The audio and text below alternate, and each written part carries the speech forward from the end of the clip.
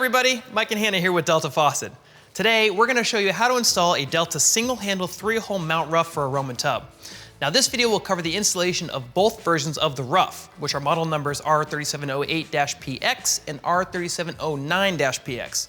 Now if you're looking for how to install the trim that goes over the Rough, we have a separate video to walk you through those steps, so be sure to check it out. Now before we begin, let's check a couple of things to make sure your installation will go smoothly. First, it is critical to have access to the drain and supply plumbing below the tub or in the tub deck enclosure. Next, for this installation, you'll need a tub with a mounting deck that has minimum dimensions of 3¼ inches by 11 inches, including the clearance below the deck. Also, your deck thickness should be 2½ inches or less. Finally, there are some steps in this install that may require an extra set of hands, so it may be helpful to have someone on call in case you need them. Now just keep in mind that every installation is unique. For example, you may want to have your faucet at one end of the tub and your hand shower at the other. In this case, you may need a longer leader hose than comes included with your faucet. Delta offers a 7-foot leader hose, which is model number RP510999. Now another example is selecting the location of your handle and spout. In this instance, Hannah and I will be installing our handle, spout, and hand shower all together, but your configuration is really up to you. Also note that building codes are different everywhere. So if you run into an issue or there are any steps of the install that you're uncomfortable with, I definitely recommend bringing in a professional for some extra help. But if you feel good with it, let's get started. Now let's collect the tools and supplies you'll need to complete this installation. They are a pencil, some painter's tape, a measuring tape, a square, a drill, a 1½ inch hole saw bit, a 1¾ inch hole saw bit, a T15 Torx driver bit, an adjustable wrench, a Phillips screwdriver, a PEX crimp tool, rings, and some 90-degree elbows, 1½ inch PEX tubing, some plumber's tape, safety glasses, a pair of work gloves, and if you're installing the R3709-PX Rough, you will also need some flexible supply lines that are at least 30 inches long. All right, once you have all the supplies and tools collected, let's jump into the installation.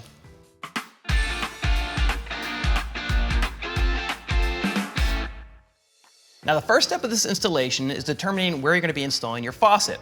Now this is up to you, but will largely be determined by your application at home.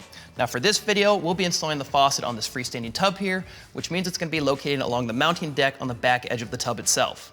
So we're going to be drilling 3 holes. One for your valve body, which is what the handle is attached to, one for your spout body, which is where the water comes out, and one for your spray support, which is what the hand shower is attached to. Now the exact location of these holes is largely up to you. However, we want to make sure that we're falling within the minimum and maximum dimensions as listed within your instruction manual. So be sure to double check that diagram when laying out those 3 holes to confirm that you're falling within of all those requirements. So to make our holes, we're going to use a drill with a hole saw bit. And I want you to note that the holes for your spray support and for your spout body need to be 1.5 inches in diameter, and the hole for your valve body needs to be larger at 1.75 inches in diameter. So at this point, let's take a moment to go ahead and measure out the center points of those 3 holes that we're going to be drilling in a second, but don't drill them yet because I want to do one last double check to make sure that everything looks good before we go ahead and drill them through our finished surface.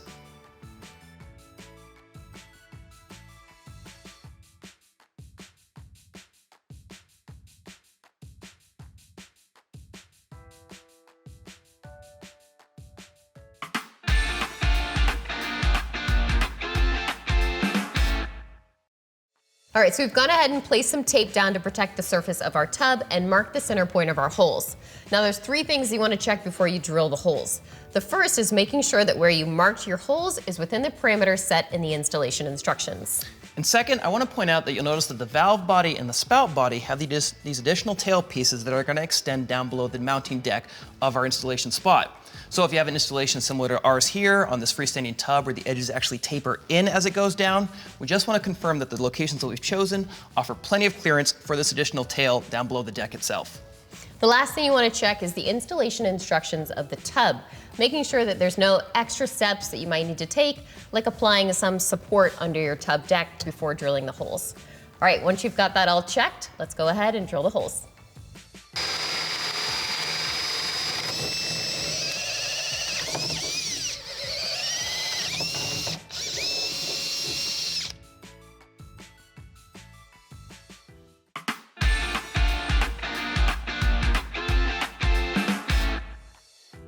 All right, we've drilled our holes and we've cleaned off our mounting deck surface, so now we can move on to installing our valve body. Now, there's two versions of this valve body itself.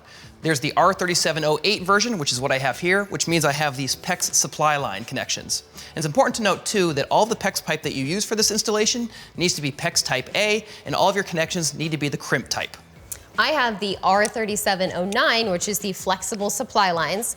Now the first step is to attach them to your valve body. You want to make sure that they're long enough to reach the supplies coming out of the floor. Now you also want to make sure that you can differentiate between the hot side and the cold side. So they are labeled red for hot and blue for cold.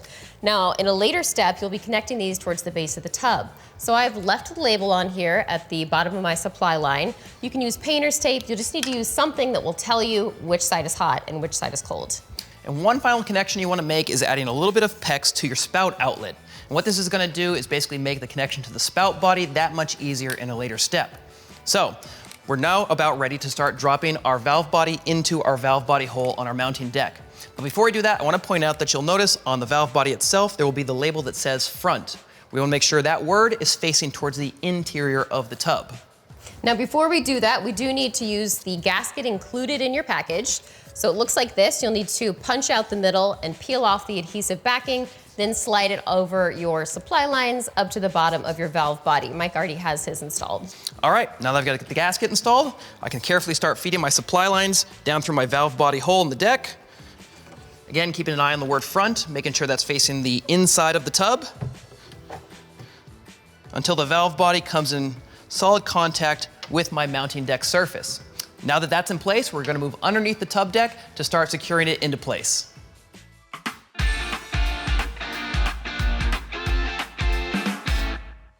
Now it's time to secure our valve body to the deck of our tub.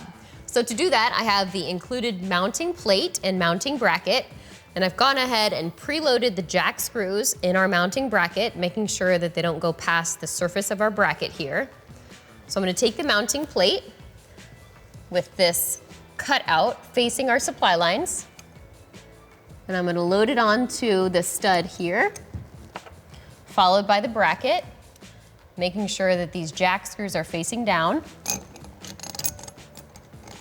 Then I'm gonna take this nut here, and you'll notice that it has these cutouts. You wanna make sure that those are facing down.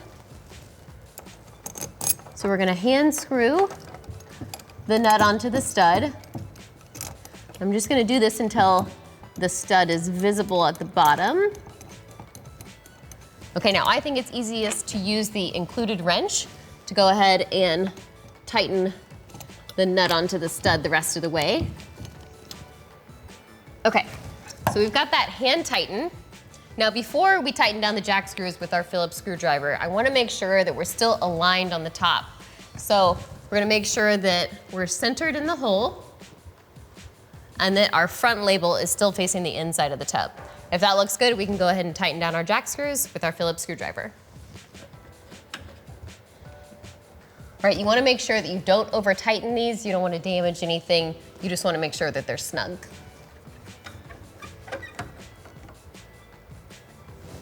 Okay, now we're ready to move on to the next step.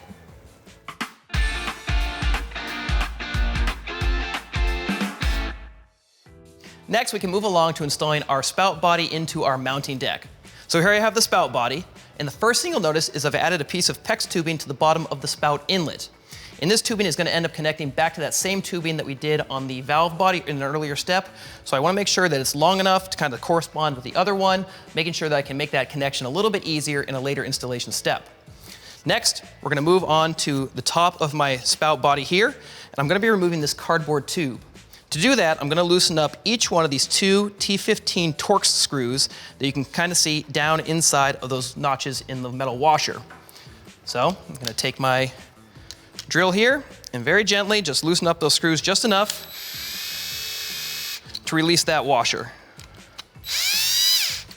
Okay, now you can see the washer's loose now, so I can rotate it 90 degrees, pull it off of my spout body and over the test cap. And I want to make sure I save this, so I'm going to set it off to the side. Next, I'm going to remove the cardboard tube, again over the test cap, and I can actually discard this. All right, with that done, we're going to move back to the bottom of the spout body again, and I'm gonna be attaching my hand shower leader hose to the threaded bottom of the spout body. Now, it's important to note that this connection doesn't require a rubber gasket. So instead, we're gonna create our watertight seal using some plumber's tape. I've already added my plumber's tape to those threads, about 3 or 4 wraps all the way around. And next, I'm gonna hand tighten my hand shower leader hose onto the bottom. So I can take it up to the threads and then gently begin hand tightening it down into place. All right, once I have that hand tightened, I want to ensure a watertight seal, so I'm going to use an adjustable wrench to tighten it, say, another half turn or so. But it's important to note, I don't want to over tighten this connection, just enough that I'm confident that I've ensured a watertight seal.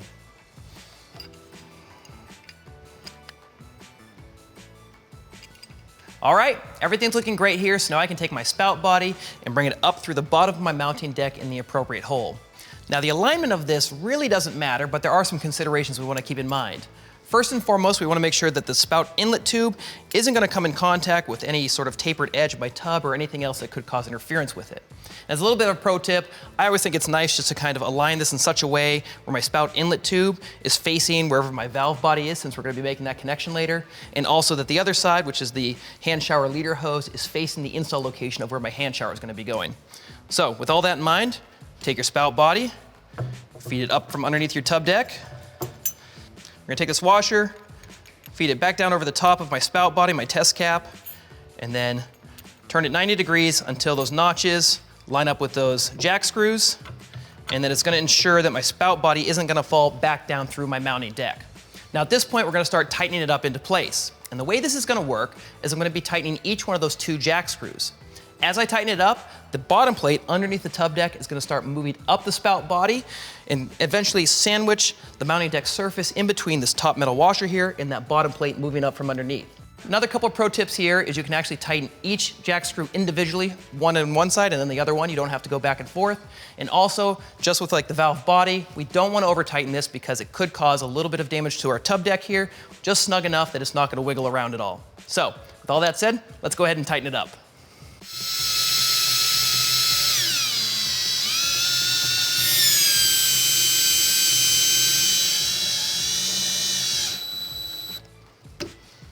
Okay, that feels good and snug, so now we can move on to the next step of the installation.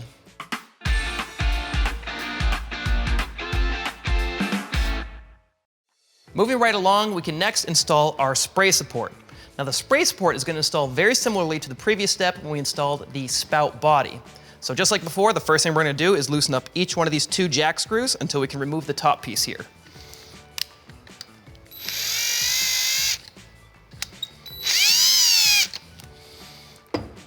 All right, so rotate this top piece 90 degrees and then pull it off the top. Now this top piece is called a nest. And I do want to talk about it just for a second because you'll notice the top piece has a bit of an angle to it that our hand shower is going to sit down into.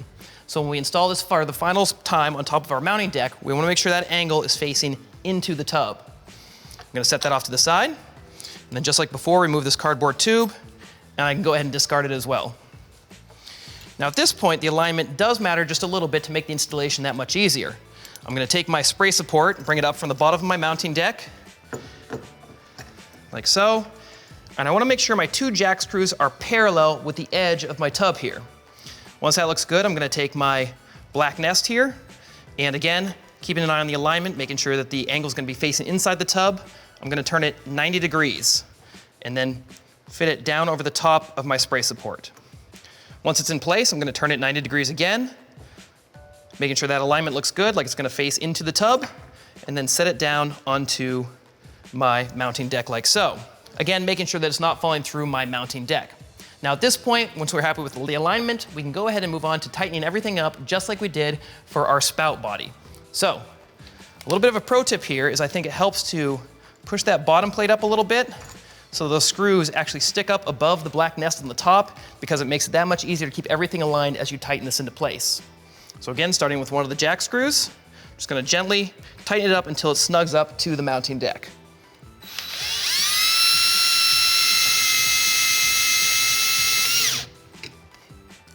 Same thing for the other side now. Okay, that feels good and snug. Now also, just like before, I wanna make sure that I haven't over-tightened this connection because that could cause some damage to my mounting deck. Now at this point, gonna come back down low and remove the test cap off the other end of my hand shower leader hose. This just unscrews off, and I think it's a good idea to take a look inside to confirm that you see a little rubber gasket on the inside of the leader hose. If everything looks good, we're gonna feed it up through the bottom of that spray support that we just installed. And then once it's up above the deck, I'm gonna reinstall the test cap.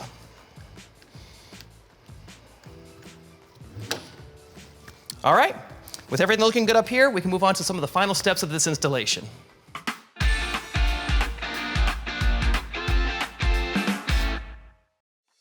Now it's time to connect our valve outlet to our spout inlet. Now when you cut your PEX lines, you want to make sure that you're cutting them to the same length and that you're not going below the bottom of your tub here. So to make the connection, I have a couple of elbows and a small piece of PEX. All right, let's go ahead and make the connection.